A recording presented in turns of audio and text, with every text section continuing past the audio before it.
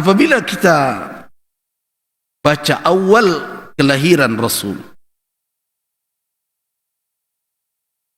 di mana Allah Subhanahu wa taala telah menetapkan bahwa Muhammad sebagai penutup para nabi dan rasul itu lahir di Makkah. Kelahirannya diliputi oleh berbagai peristiwa, tentu tidak bisa dianggap kosong dari hikmah di balik semua itu.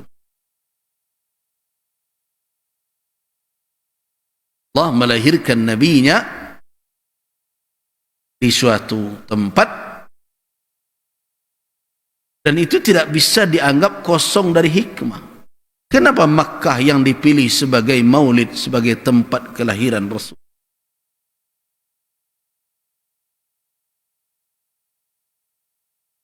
Dan kenapa Allah Subhanahu wa taala memilih silsilah keturunan Nabi sallallahu alaihi wasallam pada garis yang telah kita ketahui, kita jelaskan itu.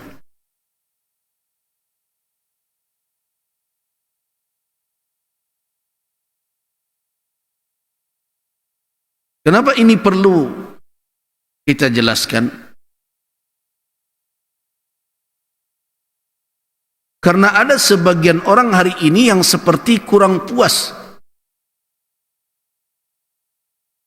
Kenapa Nabi orang Arab? Dia pengennya kalau dapat Nabi orang kampungnya gitu. Kan mendengar kan akhir-akhir ini? Seperti ada kegelisahan, kenapa Arab?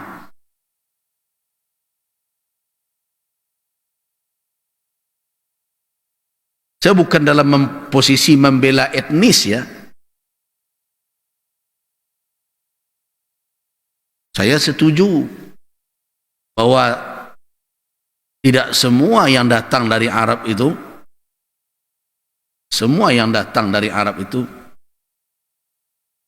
kita identikkan dengan Islam. Itu benar itu.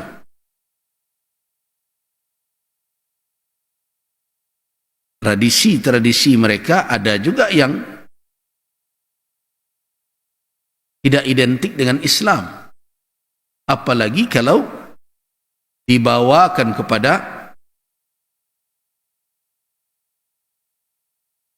karakter-karakter kita yang berada di timur.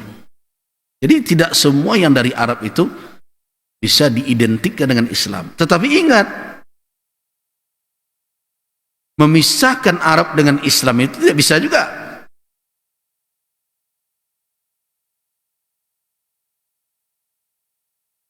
Misahkan Arab dengan Islam tidak bisa. Nah, karena itu sikap yang kita ambil terkait dengan hubungan Islam dengan Arab adalah hubungan tempat lahirnya sesuatu dengan yang dilahirkan di sana. Ia tidak bisa dipisahkan. Allah telah memutuskan, qadanya telah berlaku bahwa Nabi yang menjadi penutup seluruh para Nabi adalah Arabiyun, seorang Arab, dan terlahir di tengah-tengah jazirah Arab, berbicara dengan bahasa ibunya adalah bahasa Arab, dan Allah Subhanahu wa taala memilih wahyunya mempergunakan bahasa Arab.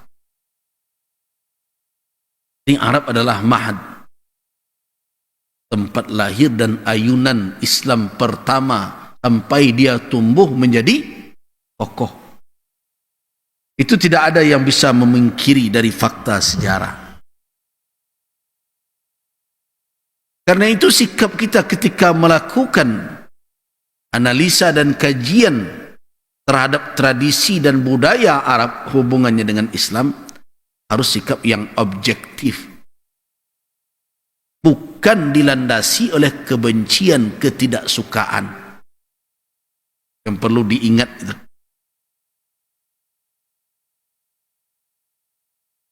Nah, berarti adakah di tradisi Arab itu yang tidak sesuai pula dengan Islam atau tidak identik dengan Islam? Banyak. Sebagaimana juga tradisi kita di Minangkabau yang kita katakan sudah berlandaskan kepada adat bersandi, syarak-syarak bersandi kitab Allah. Kalau kita lihat yang dipakai oleh masyarakat Minang hari ini, apakah semuanya bisa kita katakan identik dengan falsafah itu? Tidak juga.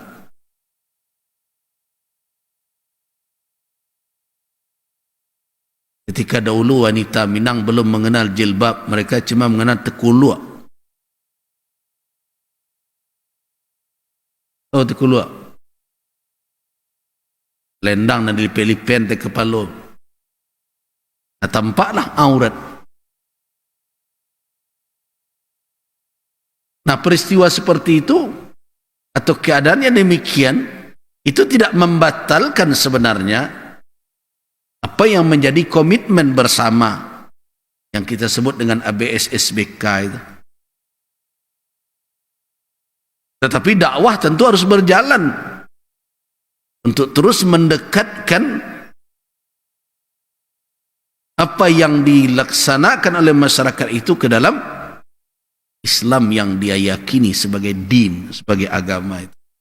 Arab juga begitu. Apalagi kalau tradisi Arab di masa jahiliyah jauh dari Islam.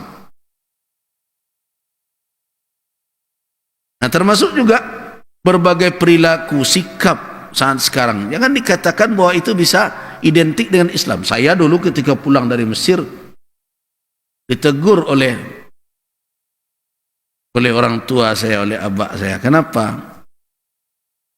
Orang Mesir kalau mengatakan tidak itu biasanya mendaceh. Misalnya kalau bahasa kita, engkau mau nih enggak? Biasanya orang Mesir akan menginikan tangannya, tapi tidak hanya tangan saja, tapi diiringi dengan lidah.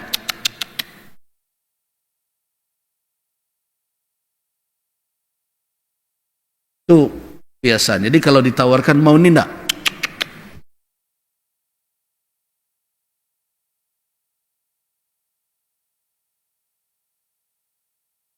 Coba bayangkan kalau itu dibawa ke sini, ngecek jarang gaek. Ya orang tua, namun kau enggak? Mau enggak? Saya baru pulang Mesir, ngecek siaden kau.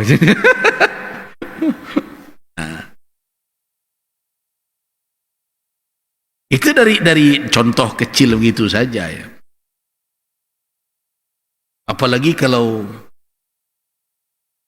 ya tetap pergaulan berbagai macam. Karena itu situasi dan kondisi atau zuruf ya suatu negeri dengan masyarakatnya itu tidak heran kalau ada perbedaan-perbedaan. Jadi kita tidak bisa mengatakan bahwa seluruh apa yang dilakukan oleh Arab itu identik dengan, termasuk zaman sekarang. Tetapi itu tidak menjadi alasan untuk kita memutus hubungan yang erat antara Islam dengan.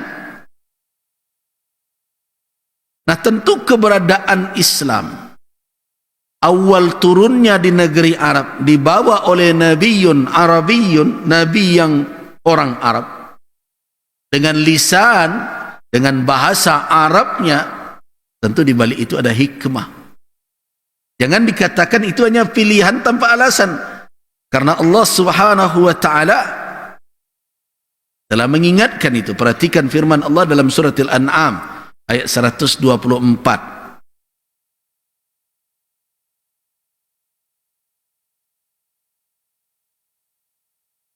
Yang punya Quran, ayat 124 dalam surat Al-An'am.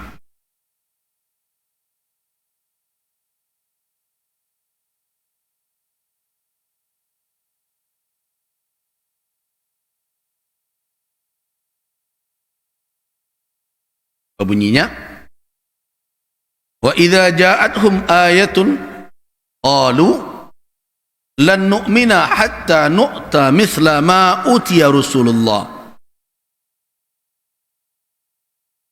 Ini penyakit yang seperti ini ada zaman sekarang. Ada orang-orang yang ingin menempatkan posisinya sama dengan para rasul. Ada pula orang yang hari ini mengaku 70 kali dalam seumur hidup dia juga. Yang memiliki kelemahan di dalam wawasan keislaman.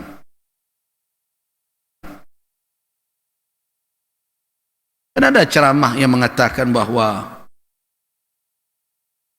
di Yaman itu ada kota yang disebut Tarim. Tidak diaspal jalanannya supaya jangan hilang jejak bekas kaki para wali Allah, begitu ya. Ada juga orang yang percaya supaya orang datang ke kota itu beramai-ramai dan sebagainya. Jadikan setempat ziarah. Kalau perlu didampingkan itu dengan Makkah ketika umrah berbagai macam. Apalagi sekarang banyak pula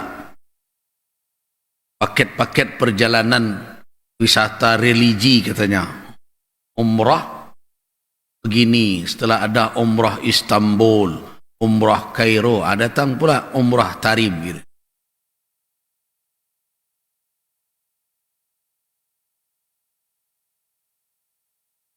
Bukan tidak boleh datang ke sana, tetapi kalau datang dengan kepada akidah tauhid dan bahkan mendorong orang untuk meyakini hal-hal yang khurafat sampai memperjualbelikan pasirnya dengan alasan kekeramatan, kemukjizatan kata mereka ya.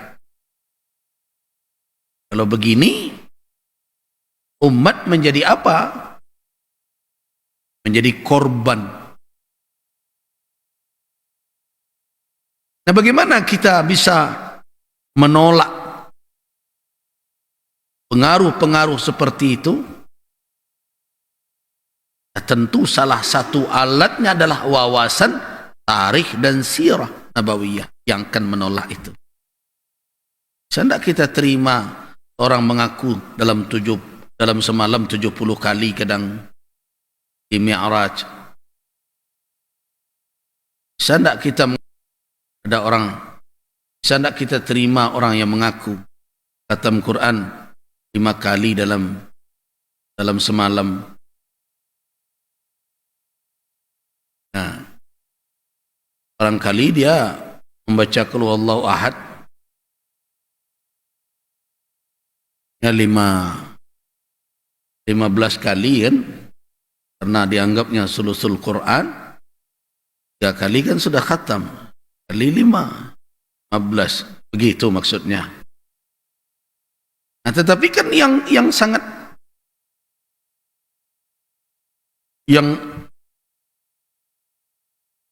mengkhawatirkan ketika hal-hal tersebut dilabel-label dengan kewalian, kekeramatan ya. Nah, ujungnya apa? Istighlalan. Ujungnya adalah memanfaatkan, mengeksploitasi umat dengan cerita-cerita yang secara kajian sejarahnya, begitu juga dari sisi kajian akidahnya, tidak memiliki alasan yang bisa diterima secara ilmu, itu juga secara keyakinan kita sebagai seorang muslim.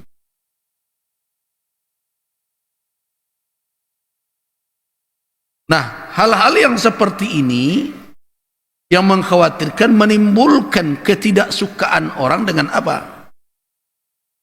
Dengan Arab secara keseluruhan. Nah, ini yang berisiko. Makanya ada orang yang datang, kenapa saya tidak mau bicara tentang perkara nasab yang heboh-heboh orang itu?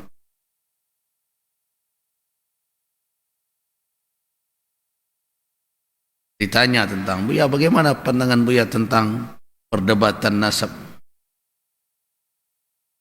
Katakan bahwa ada orang yang mengaku keturunan Nabi. Pengakuannya itu mahal adalah tempat atau sesuatu yang berhak untuk dikaji orang. Ali bin Abi Thalib radhiyallahu anhuma, ada yang tidak percaya, ada yang percaya, itu hal yang biasa. Karena jarak begitu jauh. Apalagi dalam perkara yang memang masih ada pertikaian di dalam mengisbatkan nasab tertentu. Kalau ada orang tidak setuju, biasa, yang setuju tidak ada masalah. Tapi yang tidak baik adalah ketika satu, menuduh orang yang tidak setuju seperti dia tidak menghormati keluarga Nabi. Tidak bisa begitu. Yang kedua, memanfaatkan silsilah tersebut untuk mengeksploitasi umat. Juga tidak benar.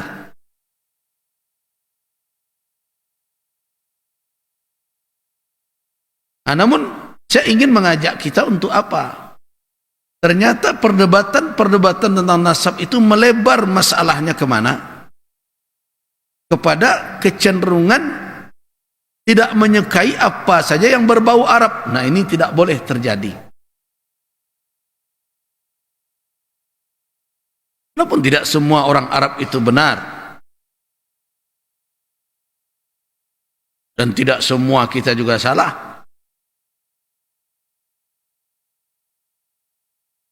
Perlu diingat itu ya.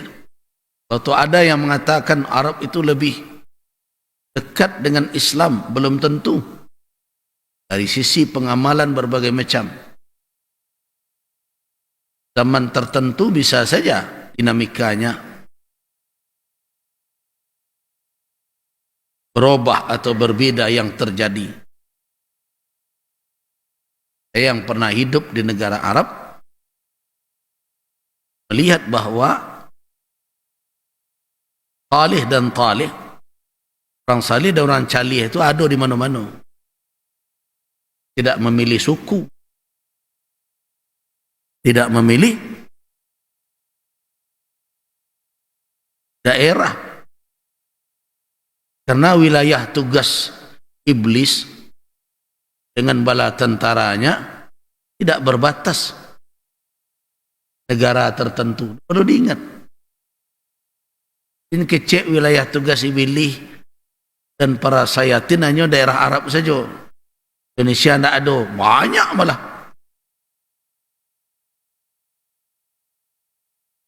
Dengan demikian berarti mengidentikan Arab dengan Islam secara totaliti itu tidak tepat. Berusaha memisahkan antara Islam dengan Arab juga tidak benar. Nah, karena itu apa yang harus kita ambil adalah hubungkan dia dalam perkara-perkara yang terhubung memang. Dan kalau dalam perkara-perkara yang tidak ada identiknya, tidak perlu. Kita harus memaksakan dari sisi kearabannya.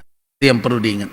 Tapi yang ada identiknya, Al-Quran dengan bahasa Arab, bagaimana memisahkannya?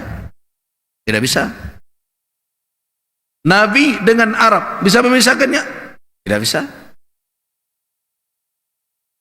Tapi bagaimana berakhlak, bersopan santun dengan sesama dalam batasan berhubungan dengan baik, berbuat ihsan antar sesama, ukurannya tidak Arab. Syariat itu sendiri. Makanya tadi tidak salah kalau orang tua saya menegur saya ketika pulang dari Mesir. Sianggap kami juga. Ada awak kan buruk aja dipakai. Itu. Ya walaupun di sana mungkin bagi orang tidak ada masalah, tapi di sini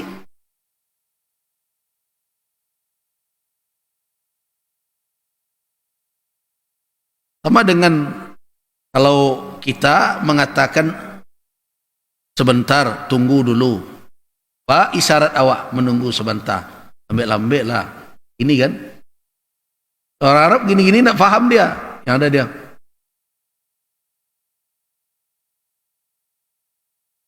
Jangan dikatakan begini yang Islami, yang begini tidak Islami. Tidak bisa.